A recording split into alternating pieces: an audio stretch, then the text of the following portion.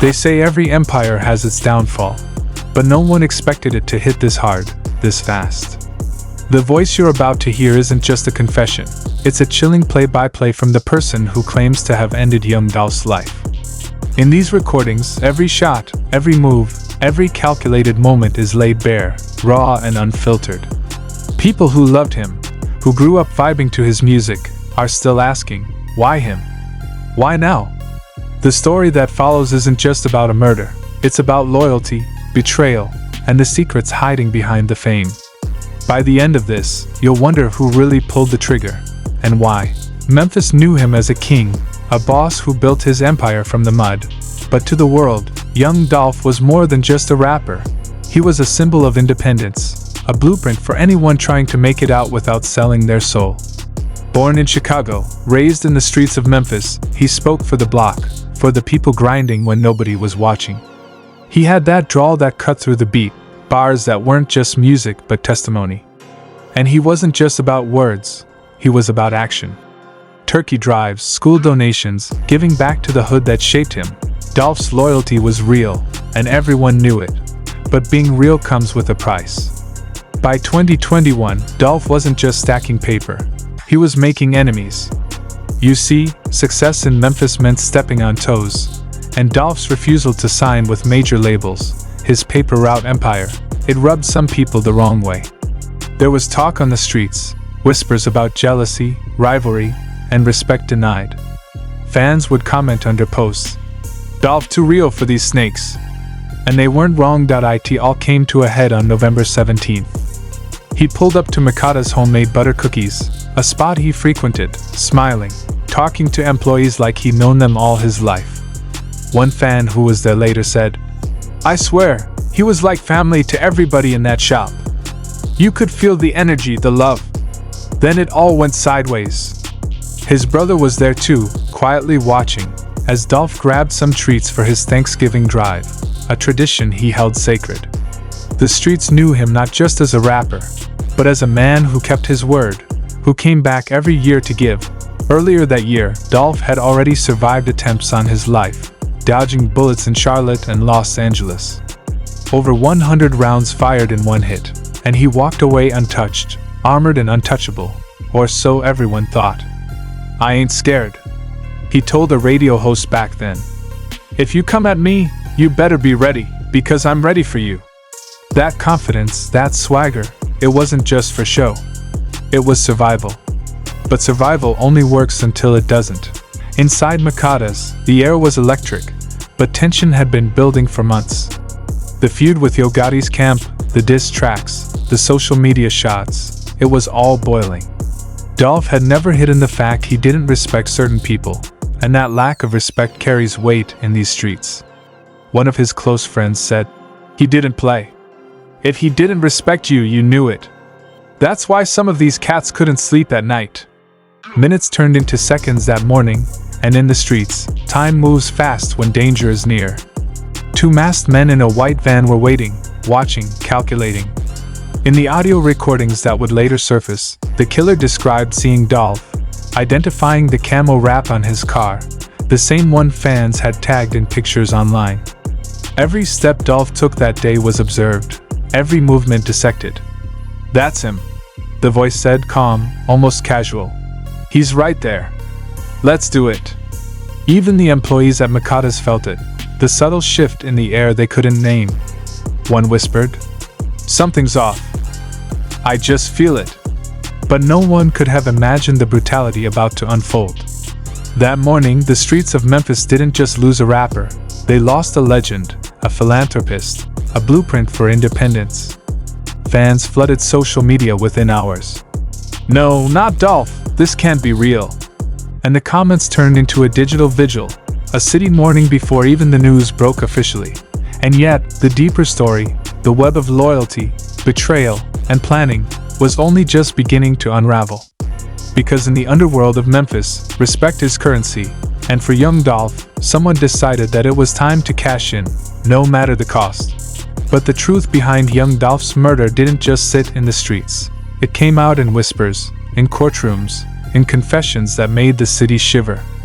Justin Johnson, One of the accused sat in that trial room like any other defendant, but the real bombshell came when Cornelius Smith, his co-conspirator, took the stand.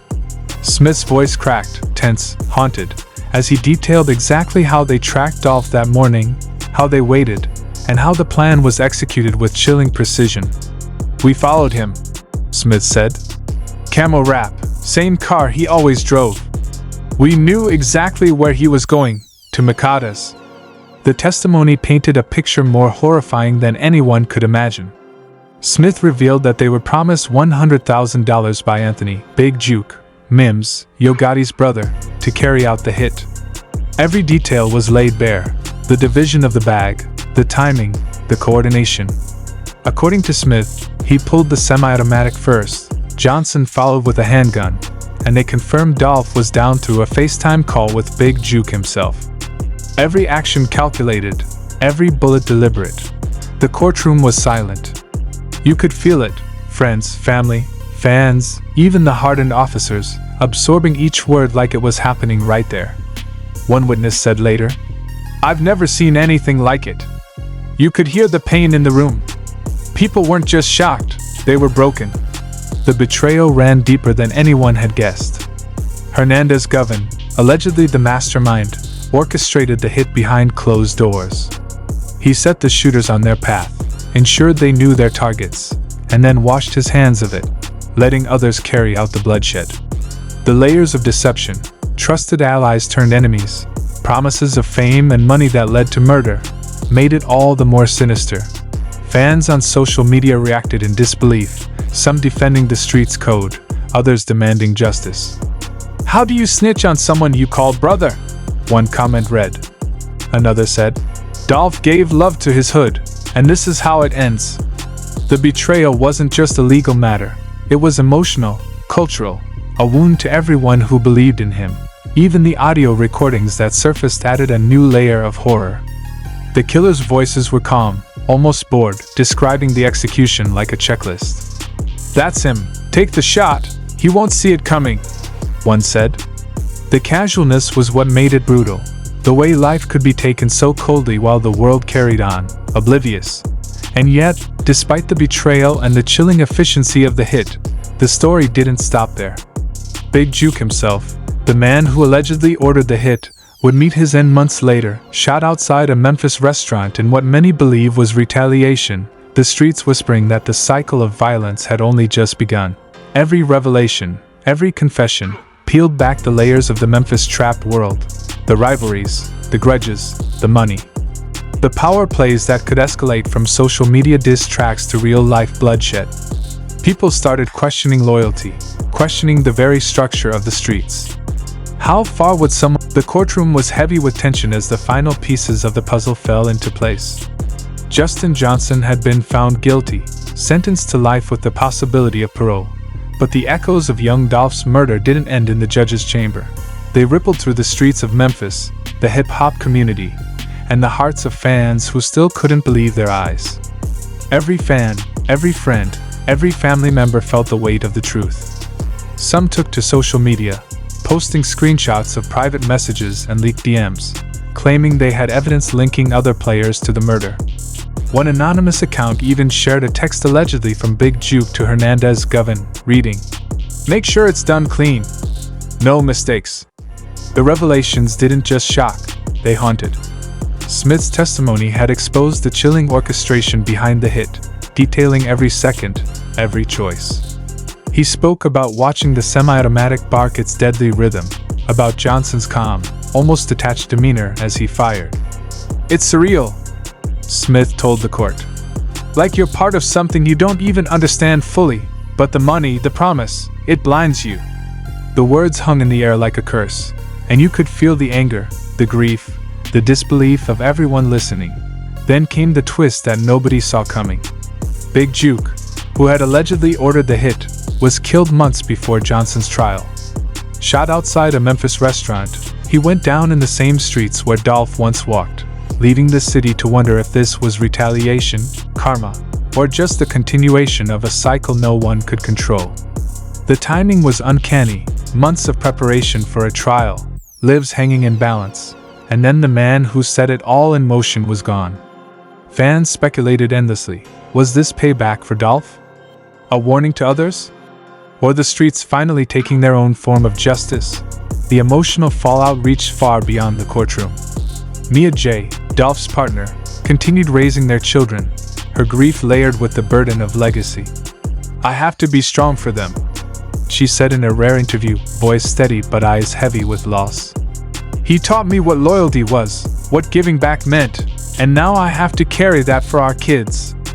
The community that once saw Dolph as untouchable began to feel the raw fragility of life, how quickly influence, power, and talent could be silenced in a single, violent moment. Even in the aftermath, questions remained. Hernandez Govan, the alleged middleman, had taken a plea deal but still loomed over the story like a shadow. Was he the mastermind, or merely a pawn? Did Big Juke act alone, or were there deeper currents in the Memphis trap world, hidden from view, pulling strings no one knew about? Every answer seemed to open 10 more questions, every revelation deepening the sense of betrayal and suspense. Fans on social media speculated endlessly. "This isn't over," one comment read. "There's still someone we haven't heard about." Another wrote, "Dolph's legacy is untouchable, but these streets, they never sleep. Someone else is coming for blood." The haunting reality was clear. The murder had not only taken a life, it had exposed a network of greed, loyalty, betrayal, and vengeance that stretched far beyond what anyone imagined. And yet, even as the trials concluded, even as Johnson faced life in prison, the story refused to close. The shadow of young Dolph's death lingered over Memphis, over the hip-hop industry, over everyone who had ever looked up to him. The streets whispered of unfinished business, hidden connections, and secrets yet to surface. Somewhere, in the underworld, plans were still being made, alliances shifting, and the echoes of that November morning in 2021 continued to reverberate. The final, chilling truth settled over the city like a storm cloud. Justice in the courtroom could be served, but revenge, betrayal, and mystery never truly die. And for those who thought they knew the whole story, the next twist was always just around the corner, waiting to rewrite everything they believed. The cycle was far from over, and the streets were still watching. The courtroom may have delivered a verdict, but the story of young Dolph doesn't end with a gavel. We've heard the chilling confessions, the FaceTime call confirming the hit, and the shocking betrayal from those closest to him. Justin Johnson is behind bars, Big Juke is gone, yet Hernandez Govan's trial looms, and the deeper connections in the Memphis streets remain shrouded in mystery. Who else was really pulling the strings?